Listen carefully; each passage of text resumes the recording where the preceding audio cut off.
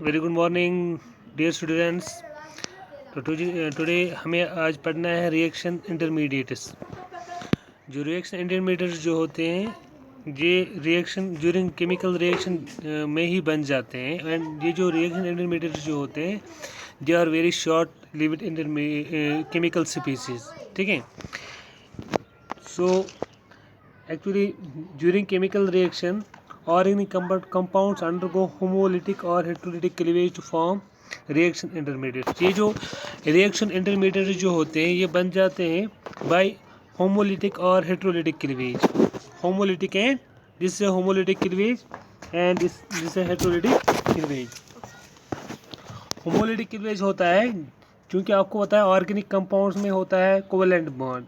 जो covalent bond जो होता है it contains pair of electrons. For example A और बी के दरमियान एक बॉन्ड है, इट कंटेन्स 2 इलेक्ट्रॉन्स। अब होमोलिटिक क्लीवेज में क्या होता है, ये जो बॉन्ड जो होता है ये ब्रेक होता है। It contains it contains 2 electrons. One of the electron is taken by one of the chemical species and another is taken by another atom।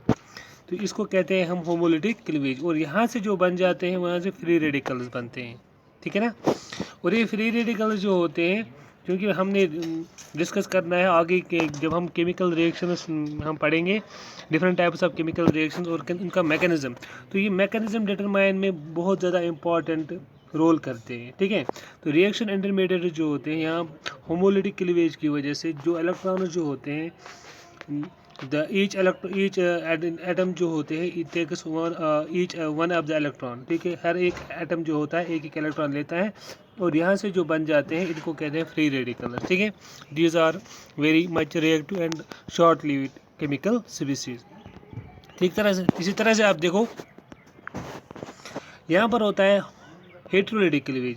अब चूंकि ये बॉन्ड जो होता है, अब इफ़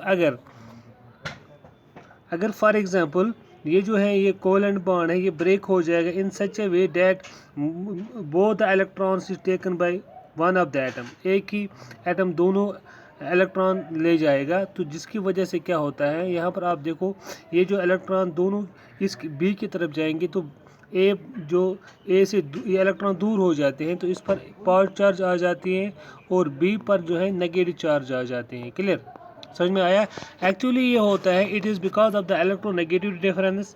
अगर हम देखेंगे यहाँ पर जो है ए और बी के दरमियान जो होते हैं यहाँ पर ए एंड बी जो होते हैं इनमें दे हैव सेम इलेक्ट्रोनेगेटिविटी, जिसकी वजह से ये जो है इलेक्ट्रॉन जितना ये इलेक्ट्रॉन खींचेगा उतना ये भी इलेक्ट्रॉन खींचेगा, जिसकी वजह से both atoms will get one electron each. इसी तरह से यहाँ पर आप देखो यहाँ पर जो बॉन्ड बना हुआ है बिटवीन ए एंड बी के दरमियान, क्योंकि बी जो है इट इज़ मोर इलेक्ट्रोनेगेटिविटी, जिसकी वजह से ये इलेक्ट्रॉन अपनी तरफ से खींचेगा और ये बोथ इलेक्ट्रॉन जब अपनी तरफ से ले जाएगा जिसकी वजह से बी पर नेगेटिव चार्ज आ जाते हैं और ए पर पॉजिटिव चार्ज आ जाती हैं। ठीक है। क्लियर। इसको कहते हैं इस कार्बो कैटायन, इसको कहते हैं कार्बो एनायन, जो हम आगे डिस्कस करेंगे। ठीक है। रिएक्शन इंटरमीडिएट जो होते हैं are very short lived and undergoes to under suitable conditions immediately change to product। क्योंकि ये reaction mechanism rate of reaction determine करने के लिए हम देखते हैं उनका मैकेनिज्म देखने के लिए हम इनका बहुत ज़्यादा रोल होता है। तो ये जो वेरी शॉर्ट लिव्ड इंटरमीडिएट जो बन जाते हैं ये रिएक्शन इनको हम ये जो है प्रोडक्ट साइड में है, यानी कि ये प्रोडक्ट्स में चेंज नहीं होते, यानी कि ये प्रोडक्ट्स में लास्ट में हम इनको मतलब आइसोलेट नहीं कर सकते हैं because they are very short lived intermediate जिनको हम आइसोलेट नहीं करेंगे, जिनको हम सेपरेट नहीं कर सकते हैं। तो जिसकी वजह से ये प्रोडक्ट्स में नहीं होते, क्योंकि अब ये जो केमिकल रिएक्शन ही जो होती है केमिकल रिएक्शन जब हो जाते हैं तभी ये किस में चेंज हो जाते हैं, प्रोडक्ट्स में लास्ट में बन जाते हैं, लेकिन इनको we can not separate them. Clear. तो ये they are very much reactive. इसके बाद है टाइप्स ऑफ रिएक्शन इंटरमीडिएट्स। अब जो रिएक्शन इंटरमीडिएट जो होते हैं ये डिफरेंट टाइप्स के बन जाते हैं। फॉर एग्जांपल आपको अब हमें अभी आपने देखा एक तो है होता है कार्बो कैटायन, जैसे फॉर एग्जांपल ए और बी जो एटम है ड्यू टू हेटेरोलिटिक क्लीवेज की वजह से ए जो है ए पर पॉजिटिव चार्ज आ जाती है और बी पर नेगेटिव चार्ज आ जाती है। अब ये जो है ये जो जिस पर पॉजिटिव चार्ज आ जाए इसको कहते हैं कार्बो कैटायन और जिस पर नेगेटिव चार्ज आ जाए इसको कहते हैं कार्बो कार्बो एनायन, ठीक है। इसी तरह से ये हो गया था हेट्रोलिटिक क्लीवेज की वजह से हमारे पास 2 टाइप्स ऑफ केमिकल स्पीसीज बनते हैं, एक को कहते हैं कार्बोकैटायंस और दूसरे को कहते हैं कार्बो एनायंस, ठीक है, क्लियर। इसी तरह से अगर हमने होमोलिटिक क्लीवेज में अगर आप लोगों ने देखा, यहाँ पर each atom takes one of the electron, single headed arrow हम दिखाते हैं जब होमोलिटिक क्लीवेज होता है, तो यहाँ पर जो एटम्स जो होते हैं takes one of the one electron each, clear. तो ये जो होते हैं इनको कहते हैं फ्री रेडिकल्स, तो ये जो है फ्री रेडिकल्स बन जाते हैं, क्लियर। इस तरह से कार्बोनिस जो होते हैं, नाइट्रोजन जो होते हैं, this are also electron deficient species जो होती हैं जिनको हम आगे डिस्कस करेंगे, क्लियर, ठीक है। तो लेट अस सी कार्बोकैटायन। अब ये कार्बोकैटायन जो होता है, क्योंकि हमने अभी बताया ये फॉर्म हो जाता है, it is form due to the heterolytic cleavage. Heterolytic cleavage once again बताऊंगा मैं, ए और बी के दरमियान जो बॉन्ड है कोवलेंट बॉन्ड है, क्योंकि बी जो है इसकी इलेक्ट्रोनेगेटिविटी ज़्यादा होगी, ये दोनों इलेक्ट्रॉन ये बॉन्ड पेयर ऑफ इलेक्ट्रॉन दोनों अपने साथ ले जाएगा, जिसकी वजह से ए पर पावर चार्ज आ जाते हैं, जिससे इलेक्ट्रॉन लॉस होता है उस पर पावर चार्ज आ जाएगी, और जिसने इलेक्ट्रॉन गेन किए इस पर नेगेटिव चार्ज आ जाते हैं, क्लियर, समझ में आया आपको। तो इसको कहते हैं कार्बोकैटायंस, तो ये कार्बोकैटायंस यहाँ से बन जाते हैं। अब देखो, a chemical species carrying positive charge on carbon and carbon has only 6 electrons in its valence shell. ये जो केमिकल स्पीसीज जो होते हैं, कार्बन जो होता है जिस पर हम पॉजिटिव चार्ज आ जाती है, इसमें अगर आपको पता है कार्बन जो होते हैं it is carrying positive charge, तो पॉजिटिव चार्ज, और इसमें आप देखो इसमें क्योंकि जब हम कार्बन का जो इलेक्ट्रॉनिक कन्फिग्रेशन देखें, एटॉमिक नंबर आपको पता है 6 है, इलेक्ट्रॉनिक कन्फिग्रेशन में हम पहले इलेक्ट्रॉनिक कन्फिग्रेशन में आप देखेंगे कार्बन की जो है वैलेंस शेल, पहले शेल में 2 आते हैं, फिर 4, तो वैलेंस इलेक्ट्रॉन्स कितने इसके 4, तो इट फॉर्म्स 4 बॉन्ड्स। लेकिन चूंकि आपको पता है कार्बन जो है इसको ड्यू टू इसकी ये प्रॉपर्टी होती है म्यूचुअल शेयरिंग, क्योंकि ये चारों इलेक्ट्रॉन ना लॉस करता है ना 4 इलेक्ट्रॉन ये गेन करता है, जिसकी वजह से उसका ऑक्टेट जो होता है बाय कम्प्लीटली गेनिंग और completely loss of the electron नहीं करता है, तो ये जो ऑक्टेट जो है ये भी इस वक्त जो है इनकम्प्लीट है। इट कंटेन्स ओनली इस पहले शेल में 2 हैं, तो इसको कितने और इलेक्ट्रॉन चाहिए, इसको 4 इलेक्ट्रॉन चाहिए in order to complete it is octet, clear. अब देखो यहाँ पर a chemical reaction carrying positive charge on carbon and carbon has only 6 electrons in it is इसके पूरे अगर हम ये जो लिविस स्ट्रक्चर देखेंगे तो इसमें ओनली 6 इलेक्ट्रॉन्स रहते हैं, और कॉल्ड कार्बोकैटायन और कार्बोनियम आयन, उसको कहते हैं कार्बोकैटायन और या हम उसको कहते हैं carbonium ion. They are electron deficient and has strong tendency to complete its octet by accepting a pair of electrons। अब ये कार्बोकैटायन है, क्योंकि अगर हम कार्बन की बात करेंगे तो उसमें हम देखेंगे कार्बन में only there are 4 valence electrons, लेकिन कार्बोकैटायन की बात करेंगे उसमें हम दोनों, क्योंकि ये जो नॉन बॉन्डिंग इलेक्ट्रॉन्स होते हैं, क्योंकि कार्बन जो होता है ये कार्बन में पहले 2 इलेक्ट्रॉन्स होते हैं, फिर पहले शेल में 2 फिर 4। अब कार्बोकैटायन में हम और ये 6 इलेक्ट्रॉन्स हम पूरे देखेंगे, इनको कहते हैं नॉन बॉन्डिंग इलेक्ट्रॉन्स, इनको कहते हैं बॉन्डिंग इलेक्ट्रॉन।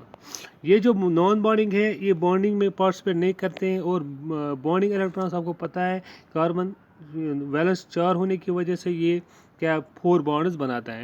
लेकिन जब हम ऑर्बिटल पिक्चर देखते हैं कार्बोकैटायन की, तो इसमें अगर हम देखेंगे they are electron deficient and strong tendency to come. अब इसका मतलब ये है, यहाँ पर अगर हम कार्बन की बात करेंगे, ओवरऑल कार्बोकैटायन की बात हम करेंगे, कार्बन की स्पेशल अलग 4 ही वैलेंस से होते हैं, तो उसको 4 इलेक्ट्रॉन की चाहिए होती है स्टेबिलिटी मेंटेन करने, ऑक्टेट कंप्लीट होने के लिए। लेकिन यहाँ पर अगर हम कार्बोकैटायन की बात करें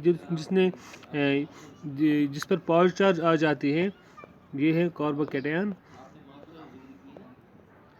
इफ़ यू सी हियर, तो इसमें क्या होते हैं, देयर आर ओनली 6 इलेक्ट्रॉन, तो 2 4 और 2 6, तो यहाँ पर अगर अब जब इसने किसी कार्बन ने किसी और कंपाउंड के साथ बॉन्ड बना दिए, तो अब इसमें टोटल इलेक्ट्रॉन्स कितने आते हैं, 2 4 और 2 6। आप यहाँ पर आप इसको कंफ्यूज नहीं होना है कि आप देखो, आप कार्बन का एटॉमिक नंबर 6 है, पहले शेल में 2 फिर 4, ठीक है। अब ये जो कार्बन है,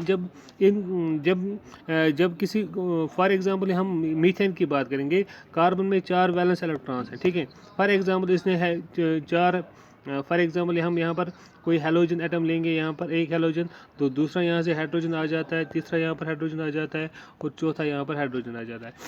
अगर हम इस वक्त कार्बन की बात करेंगे, ये जो केमिकल इसमें देखो एक बॉन्ड जो है हेलोजन एटम से बनाता है, फॉर एग्जाम्पल क्लोरीन के साथ, दूसरा इसने बना दिया है हाइड्रोजन के साथ, तो तीसरा भी यहाँ पर हाइड्रोजन के साथ, और चौथा हाइड्रोजन के साथ, ठीक है।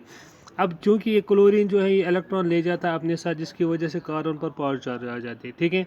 अब अगर इससे पहले हम देखेंगे तो कार्बन पर कितनी इलेक्ट्रॉन्स हैं, 2 4 2 6 2 8। तो इसका लेविस स्ट्रक्चर अगर हम देखेंगे तो उसमें ऑक्टेट कंप्लीट है। ये लेविस स्ट्रक्चर की बात करेंगे, इलेक्ट्रॉन डॉट स्ट्रक्चर की बात कर रहे हैं हम, इसमें ऑक्टेट कंप्लीट होता है, यानी इस वक्त कार्बन स्टेबल होता है, क्योंकि इसकी 4 वैलेंसी थी, तो 4 इलेक्ट्रॉन्स इसके वैलेंस शेल में थे, लेकिन इसने 4 और इलेक्ट्रॉन जब इसने हाइड्रोजन 3 हाइड्रोजन के साथ बॉन्ड बनाया या क्लोरीन के साथ बॉन्ड बनाया, जिसकी वजह से इसमें इसका ऑक्टेट कंप्लीट हो जाता है। क्लियर। लेकिन जब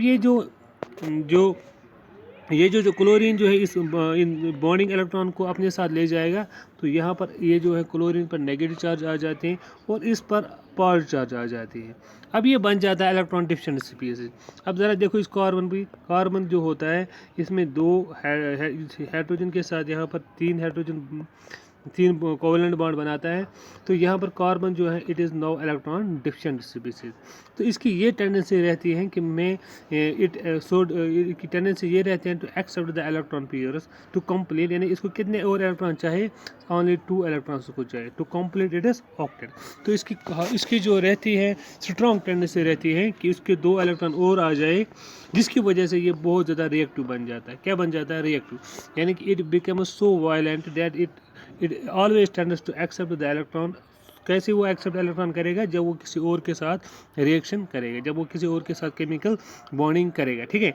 तो जिसकी वजह से कार्बोकैटायन जो है ये हाईली अनस्टेबल रहता है और ये शॉर्ट लिव्ड रहता है। इसका जो लाइफ टाइम है ये नैनो सेकेंड्स में ही इसकी जो लाइफ टाइम है, यानी कि एक्सटेंस ऑफ दिस, कितने देर तक के सोल्यूशन में रहता है, वो बहुत ज़्यादा कम है। नैनो सेकेंड्स की बात करेंगे तो उसी में हम मेजर कर सकते हैं। क्लियर। तो यानी कि इसकी लाइफ टाइम है इट इज़ वेरी शॉर्ट, बहुत कम टाइम में सॉल्यूशन में रह जाता है। क्लियर। अब ये हो गया। तो कार्बोकैटायन दे आर, इसको कहते हैं कार्बोनियम आयन भी कहते हैं, हम इसको बोलते हैं कार्बोनियम आयन भी। They are electron deficient, strong tendency होती है to complete its octet by accepting pair of electron, जो हमने अभी डिस्कस किया है। क्लियर। अब ये जो कार्बोकैटायन है, अगर हम बने जनरेशन ऑफ कार्बोकैटायन, ये कार्बोकैटायन कैसे बन जाता है? पहले हमने अभी बताया ये बन जाता है बाय हाइड्रोलिसिस। ठीक है।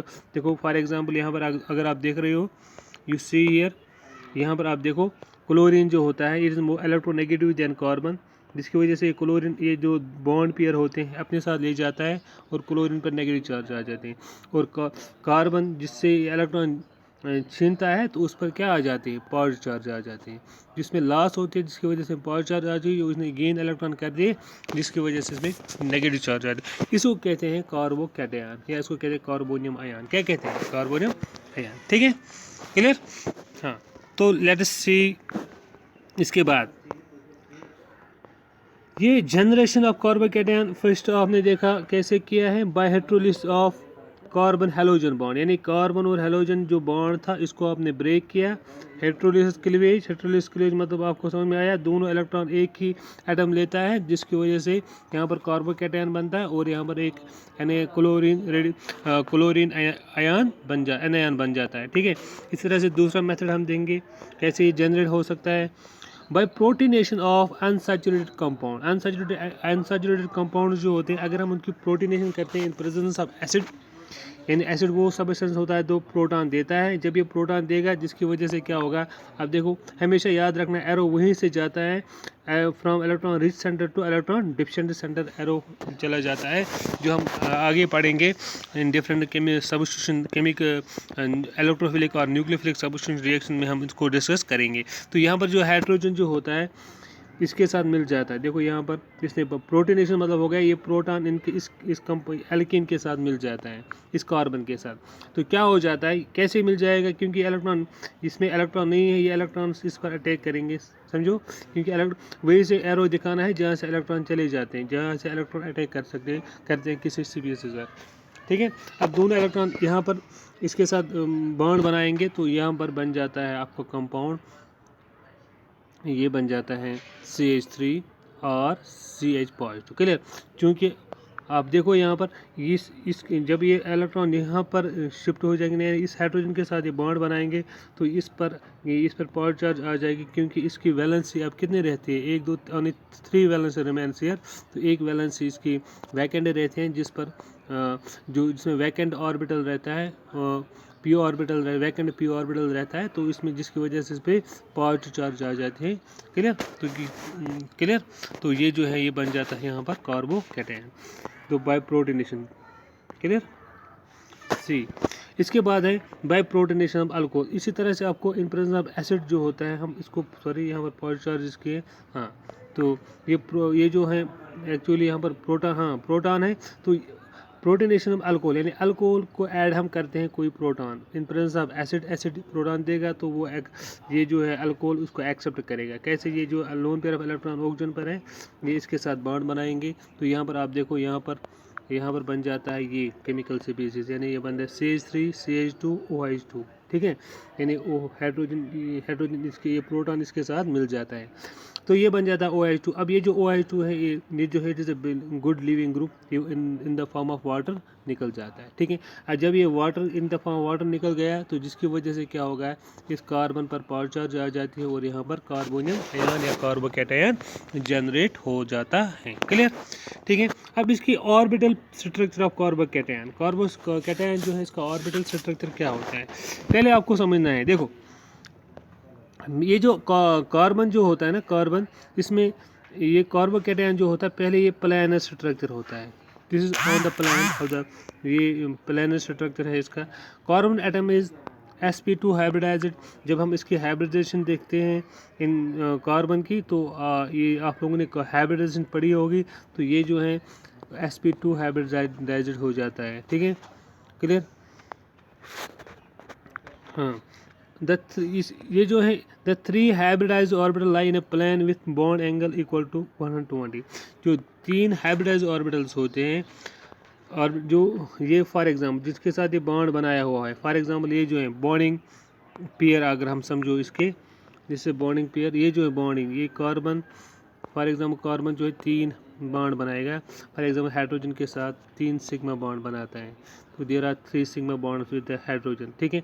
इसके बाद इसमें एक वैकेंट ऑर्बिटल रहता है, p orbital, 2p orbital vacant रहता है, क्योंकि इसने इलेक्ट्रॉन लॉस किए हैं, जिसकी वजह से ये जो 2p वैकेंट और 2p ऑर्बिटल जो रहता है वो वैकेंट हो जाता है, क्लियर। तो ये 2p ऑर्बिटल वैकेंट होने की वजह से ही इस पर पॉजिटिव चार्ज आ जाते हैं, जिसकी वजह से इसलिए इसको कार्बोकैटायन कहते हैं, यानी इलेक्ट्रॉन डिफिशिएंट बनता है, यानी 2p ऑर्बिटल्स का वैकेंट हो गया जिसकी वजह से इलेक्ट्रॉन डिफिशिएंट स्पीशीज होती है, ठीक है। अब ये जो 3 बॉन्ड्स होते हैं, they are at the angle of 120 degree to each other, ठीक है। जैसे आप यहाँ पर देख रहे हो, ये जो फॉर एग्जाम्पल ये समझो यहाँ पर हाइड्रोजन, या फॉर एग्जांपल CH3, यहाँ पर 3 CH3 हैं, CH3 सॉरी, यहाँ पर फॉर एग्जांपल ये यहाँ पर एक CH3 है, CH3, there is second CH3 या थर्ड CH3, और इसके बाद आप देखो इसमें कितने इलेक्ट्रॉन्स हैं, 2 4 2 6, this 1 pair, second pair, third pair, तो टोटल कितने इलेक्ट्रॉन हो गए, 6 इलेक्ट्रॉन हो गए। अब कितने इलेक्ट्रॉन, अगर आप लिविंग स्ट्रक्चर की बात करेंगे तो इसको कितने इलेक्ट्रॉन की और ज़रूरत है, 2 इलेक्ट्रॉन की ज़रूरत है टू कंप्लीट दिस ऑक्टेट, जिसकी वजह से ये हाईली रिएक्टिव बन जाता है और इसमें ये जो इसमें ये टेंडेंसी होते हैं to accept the electron pair, जिसकी वजह से ये इसलिए रिएक्शन में ज़्यादा टाइम नहीं मतलब रहता है, इसका लाइफ टाइम जो है इट इज़ वेरी शॉर्ट, जिसकी वजह से जल्द से किसी और के साथ रिएक्शन करता है और प्रोडक्ट बना देता है। क्लियर? हाँ। अब इसके बाद unhybridised orbital is directly perpendicular to the plane. अब देखो यहाँ पर चूंकि ये प्लेन ऑफ द मॉलिक्यूल है, क्योंकि यहाँ पर आप देखो ये जो 3 बॉन्ड्स हैं, ये कार्बन है, इसके साथ फॉर एग्जांपल यहाँ पर टर्शियरी कार्बोकैटायन की बात करेंगे हम, ये CH3 है, ठीक है ना, ये CH3, ठीक है। तो अब जब ये समझो ये जो बॉन्ड एंगल जो है ना इसका है 120 डिग्री, ठीक है। अब इस ये जो है ये हाइब्रिडाइज्ड ऑर्बिटल्स होते हैं, क्योंकि इनके उन्होंने इस CH3 के साथ बॉन्ड बनाया हुआ है, that's why these are called hybridized. जो ऑर्बिटल्स बॉन्डिंग में हिस्सा लेते हैं उनको कहते हैं हाइब्रिडाइज्ड ऑर्बिटल्स। जो अनहाइब्रिडाइज्ड ऑर्बिटल्स जो रहते हैं, जिसकी जो बॉन्डिंग में पार्टिसिपेट नहीं रहते, फॉर एग्जांपल ये जो ऑर्बिटल जो रहता है जिस क्योंकि इसमें कोई इलेक्ट्रॉन है ही नहीं, तो ये रहता है perpendicular to the plane of the molecule. ये जो प्लेन ऑफ द मॉलिक्यूल है इसके परपेंडिकुलर में ये अनहाइब्रिडाइज्ड 2p ऑर्बिटल होता है। क्लियर? हाँ।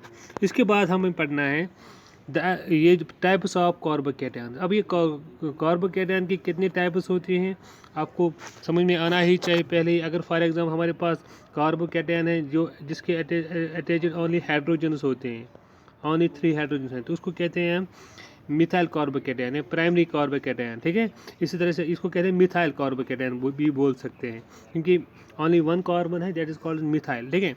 इसी तरह से अगर हम यहाँ पर देखो ये है CH3 CH2, यानी कि फॉर एग्जांपल यहाँ पर हाइड्रोजन, तो यहाँ पर कार्बन, तो ये बन जाएगा इथाइल कार्बोकैटायन। ये भी होता है primary carbocation, this also primary, क्योंकि यहाँ पर अगर आपने यहाँ पर एक ही अल्काइल ग्रुप इसके साथ अटैच किया है तो ये बन जाता है प्राइमरी, या अगर इसके पास हाइड्रोजन भी होता है तब ये प्राइमरी कार्बोकैटायन ही है। तो ये दोनों प्राइमरी कार्बोकैटायन से।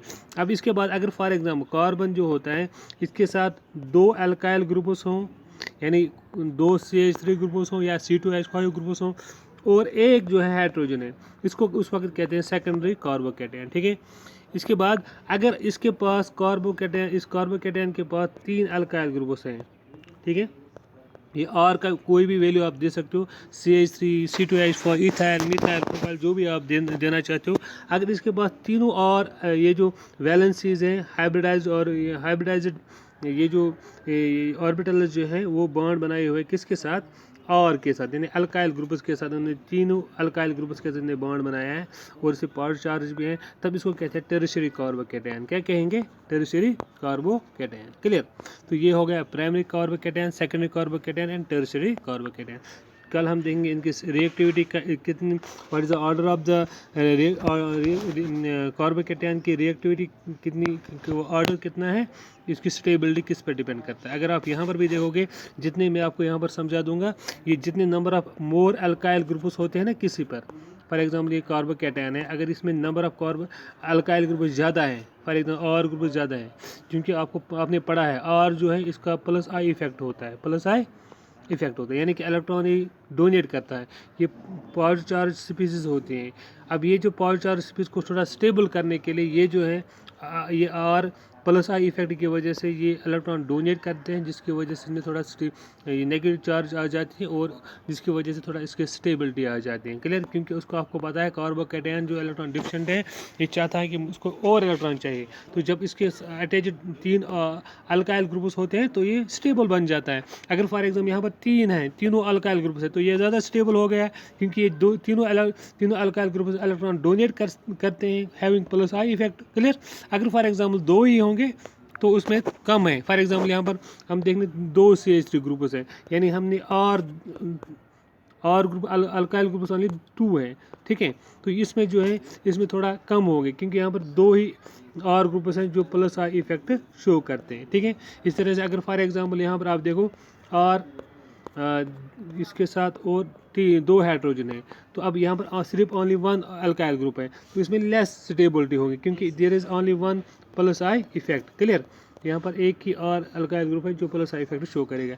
अगर फॉर एग्जांपल इसके बाद 12 कसम देंगे कार्बन है जिसके पास बस हाइड्रोजन ही है, हाइड्रोजन ही अटैच्ड है, क्योंकि हाइड्रोजन में उतना प्लस इफेक्ट नहीं होता है, जिसकी वजह से उसमें इतनी स्टेबिलिटी नहीं होगी। तो अगर आपको देखना है स्टेबिलिटी ऑर्डर इस वक्त हम देंगे, स्टेबिलिटी मतलब ये हो गया, यहाँ पे देखो आप थोड़ा, ये कार्बोकैटायन मोर स्टेबल होगा, इसके बाद ये टर्शियरी मोर, फिर इसके बाद सेकेंडरी, फिर प्राइमरी, और सबसे कम होगा मिथाइल कार्बोकैटायन।